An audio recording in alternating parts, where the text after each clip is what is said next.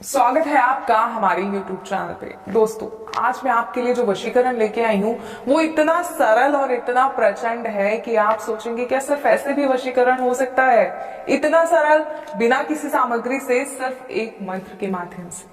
तो सोचिए वो मंत्र कितना प्रचंड होगा, जो सिर्फ अपने आप में इतना प्रचंड है कि सिर्फ जब आप उसका सिमरन करेंगे, उस मंत्र का जाप करेंगे, तो सामने वाला व्यक्ति आपका हो जाएगा। कभी सोचा है आपने कि ऐसा भी हो सकता है बिना किसी सामग्री से? क्योंकि सब कहते हैं वशीकरण बिना सामग्री के संभव नहीं है, लेकिन हम आपके लिए ऐसे प्रचंड वशीकरण लेके आते हैं जो बिना सामग्री के हो सकते हैं। क्योंकि हमारी कई माताएं बहनें, कई पुरुष, कई भाई ऐसे हैं जो ये कहते हैं कि हम कोई सामग्री एकत्रित नहीं कर सकते, या माताएं कहती हैं कि हम कहीं बाहर नहीं जा सकते, लेकिन हमें वशीकरण की आवश्यकता है क्योंकि हमारे घर की जो स्थिति है वो बिगड़ गई है और हमें उस स्थिति को सुधारने के लिए एक वशीकरण की आवश्यकता है। इसके बिना हमारे घर की स्थिति सुधर नहीं सकती, क्योंकि बहुत बुरा लगता है जब अपने दूर हो जाते हैं। घर में तो साथ रहते हैं, लेकिन दिलों में दूरियां बहुत ज्यादा बढ़ जाती हैं।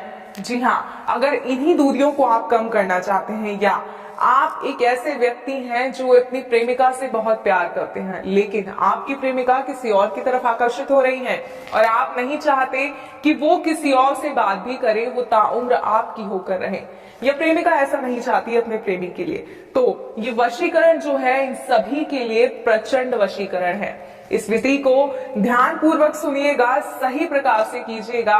और एक और मेरी खास बात कि किसी भी गलत मंशा से वशीकरण का प्रयोग नहीं कीजिएगा।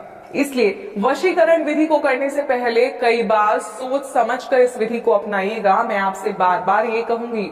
और वशीकरण का एक सबसे पहला नियम है कि जब आप वशीकरण कर रहे हो तो कोई आपको देखे ना। जी हाँ, कोई व्यक्ति आपके आसपास ना हो, आप अकेले हो, एक ऐसे स्थान पर हो जहां आप अकेले हो, एकाग्रचित हो, तभी आप जो है इस विधि को कर पाएंगे, इस विधि का असर पूर्ण रूप से हो पाएगा। तो आइए समय ना बर्बाद करते हुए मैं आपको बताती हूँ कि सिर्फ एक मंत्र के माध्यम से कैसे आप किसी को अपने वश में कर सकते हैं। दोस्तों, पूरा दिन व्यतीत करने के बाद शाम को, रात को, जब आप रात्रि में सोने जाते हैं तो उस समय इस विधि को करना है। और करना कैसे है आइए बताते हैं। आप स्नान करके साफ स्वच्छ वस्त्र पहनकर इस दिन सोने जाइए, और सोने जाने से पहले जब आप अपने बेड पर, अपने गद्दे पर, जहां भी आप सोते हैं वहां पर बैठेंगे तो इस तरह आसन लगाकर एक बार बैठिए और अपने हृदय पे हाथ रखकर उस व्यक्ति का नाम लीजिए जिसे आप वश में करना चाहते हैं। सही कहूं तो उसका सिमरन कीजिए, और इस हद तक कीजिए कि उसका चेहरा आपकी आंखों में उतर आए। और उसके बाद आपको इस मंत्र का 21 बार जाप करना है।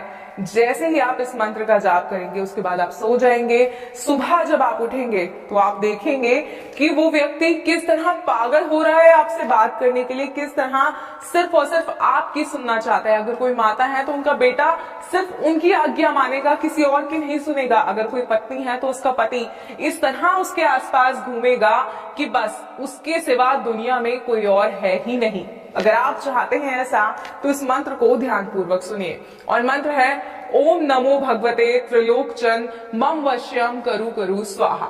एक बार और मंत्र बताती हूँ, ध्यान से सुनिएगा। ओम नमो भगवते त्रिलोकचन मम वश्यम करु करु स्वाहा। इस मंत्र का 21 बार जाप करना है। व्यक्ति का नाम लेना है।